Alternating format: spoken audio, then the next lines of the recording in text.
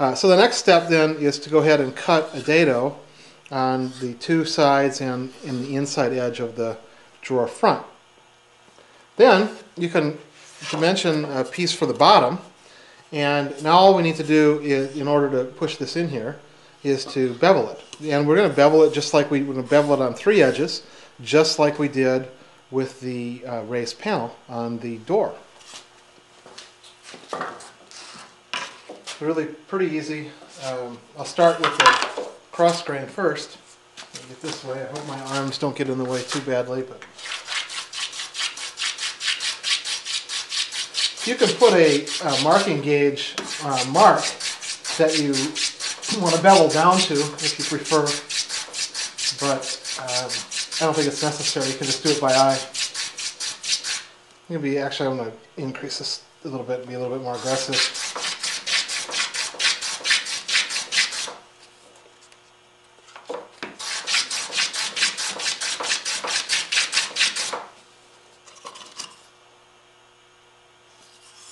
That's okay to start with.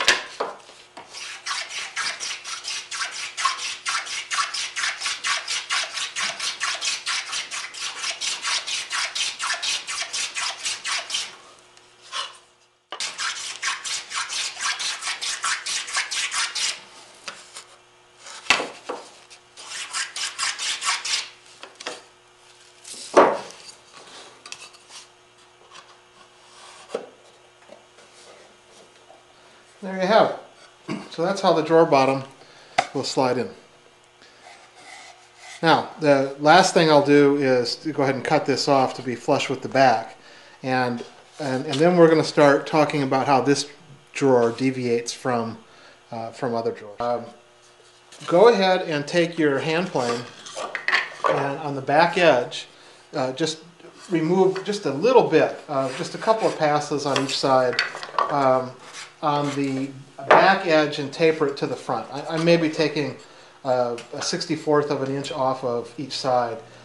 By doing that, what you're going to basically accomplish is that when you glue the back together tight against this drawer insert, is you're going to taper the drawer. It's going to be slightly narrower in the back than it is in the front. And that'll allow it really easy motion to register the drawer into the divider opening. Otherwise, there's a chance that the drawer itself will bind, and then you end up having to plane more material off the sides. If you just design it this way from the start, it'll help things out. So I just basically just bevel this thing slightly, and we're good to go. This particular drawer is going to be different because we're going to have a hidden compartment. We're going to basically have a hidden compartment right in here, and then we'll have a false bottom that sits on top of that. So to start that process, what I want to do is make the, well, basically what we're going to do is we're not going to dovetail the back. First of all, let me just state that on this particular drawer.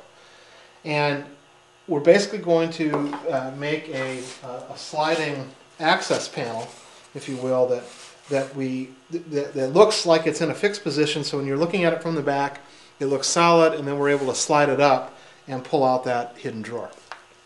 So to do that, first thing I want to do is plow a dado that doesn't go all the way through the bottom. Basically stops at the bottom here. At the drawer bottom. It stops. It doesn't go through this dado support.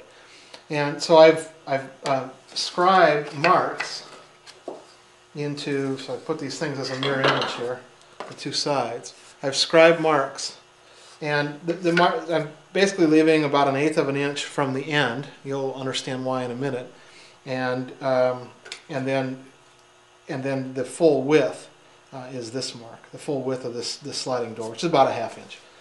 And I could do this with a dado blade on a table saw, but because I want it stopped, I'm using a router plane.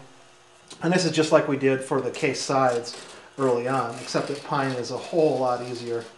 Pine or poplar for that matter, it's just a whole lot easier to do this with, which is a welcome relief. In fact, I don't even need to use a chisel along the sides. I just use the X-Acto.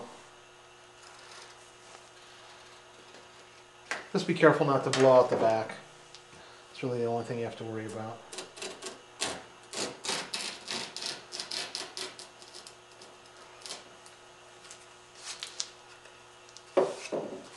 And this doesn't have to be all that deep. I'll probably make it a full 1/8 of an inch, but it could be less than that.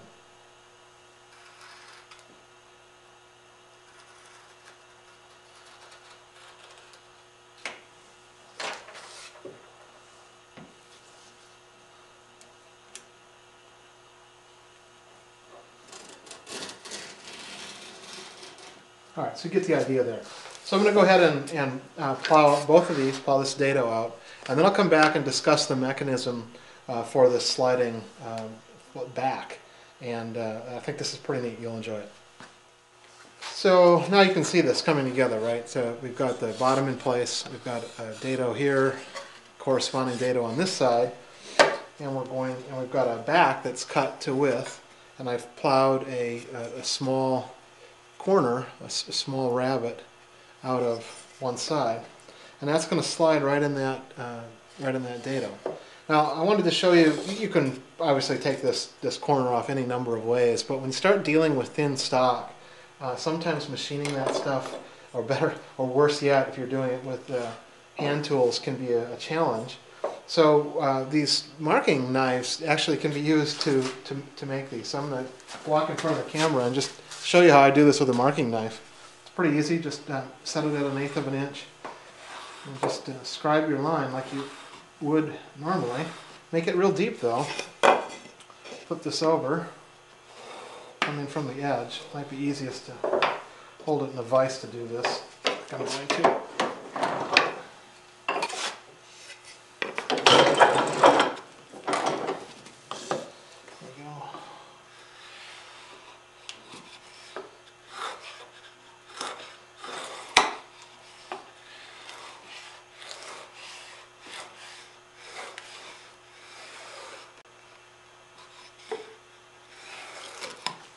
Looks like cutting veneer.